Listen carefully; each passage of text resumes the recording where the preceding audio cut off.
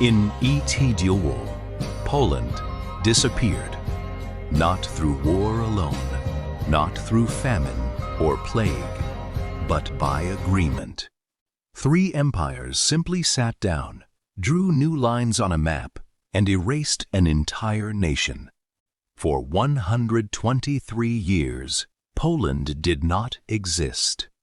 No flag, no army, no borders. And yet, the people never stopped being Polish. This is the story of a country that has been wiped off the map, rebuilt from rubble, and locked behind a wall, and somehow, today, has one of the strongest economies in Europe. This is the hidden history behind life in Poland.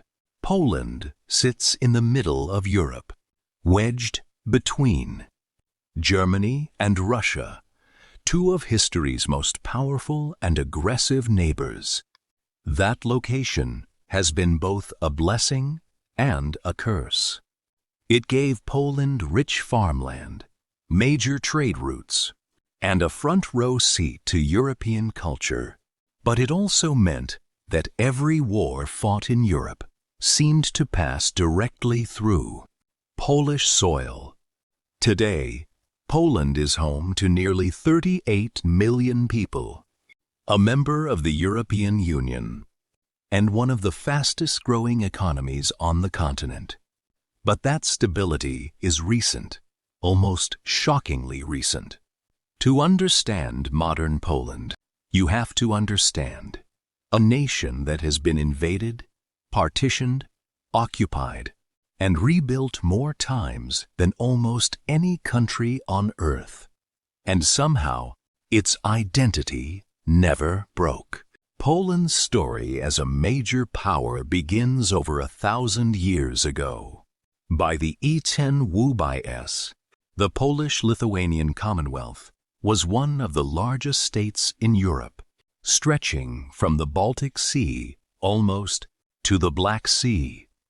It had an unusually advanced political system for its time, a form of elective monarchy, where nobles voted for their king, and a parliament called the Sejm held real power. Some historians call it one of the earliest experiments in constitutional government in Europe. For a while, this made Poland a cultural and intellectual hub. Cities like Krakow became centers of science and art. This is the country that produced Nicolaus Copernicus, the astronomer who proved the Earth revolves around the sun, overturning centuries of belief. But that same political system where power was spread among nobles rather than concentrated in a strong, central king became a weakness. Neighboring powers learned they could manipulate Polish politics from the outside, bribing nobles and blocking decisions. A country built on shared power struggled to defend itself against countries built on absolute power. By the late E10 Poland's neighbors, Russia, Prussia, and Austria, saw an opportunity.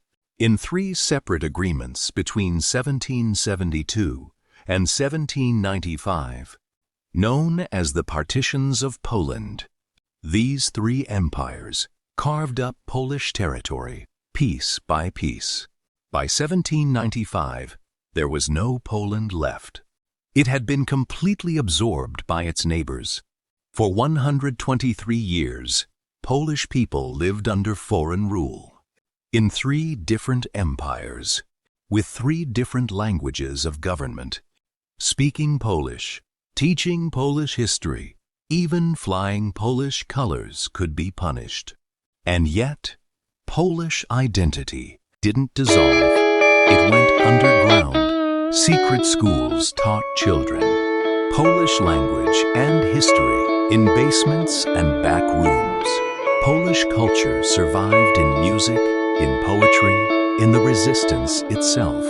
Poland finally reappeared on the map in 1918.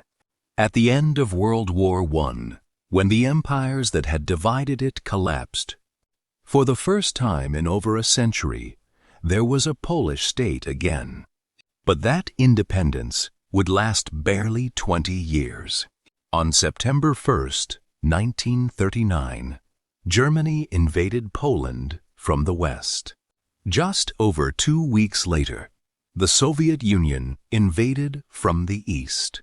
Poland was crushed between two totalitarian powers simultaneously, the opening act of the Second World War. What followed was one of the most devastating occupations in modern history. Poland lost approximately 6 million citizens during World War II, roughly 1/5 of its entire population, including the near-total destruction of Poland's Jewish community. Over 3 million people in the Holocaust. Auschwitz, the most infamous concentration camp of the war, was built on Polish soil. Warsaw itself was almost completely destroyed. After a Polish uprising against German occupation in 1944, German forces systematically demolished the city block by block, building by building, as punishment. By the war's end, an estimated 85% of Warsaw lay in ruins. Photographs from Eagle Seoul show a capital city that looked more like a moonscape than a place where over 1 million people once lived. When the war ended, Poland wasn't free. It fell under Soviet control, becoming a communist state for the next 45 years. The government controlled industry, media, and daily life. Store shelves were often empty. Families waited in line for basic goods like meat, sugar, and toilet paper. Owning a car or a private apartment could take years of waiting lists. But Poland became the crack in the Iron Curtain.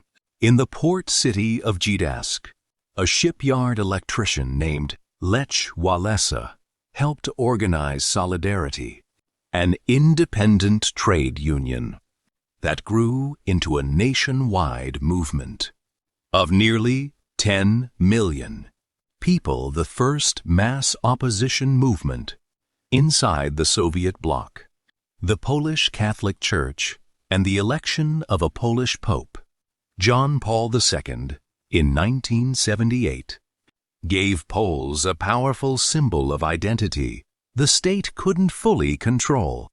By Idziobaju, Solidarity had forced the communist government into negotiations, and Poland held its first partially free elections since before the war. It was one of the first dominoes to fall within months. Communist governments across Eastern Europe began to collapse. What Poland did after 1989 is often called one of the most successful economic transformations in modern history. The country moved from a state-controlled economy to a market economy in just a few years, a painful but ultimately effective process economists call shock therapy. Poland joined NATO in 1999 and the European Union in 2004, opening its economy to trade, investment, and freedom of movement across Europe. The result? Poland was the only European Union economy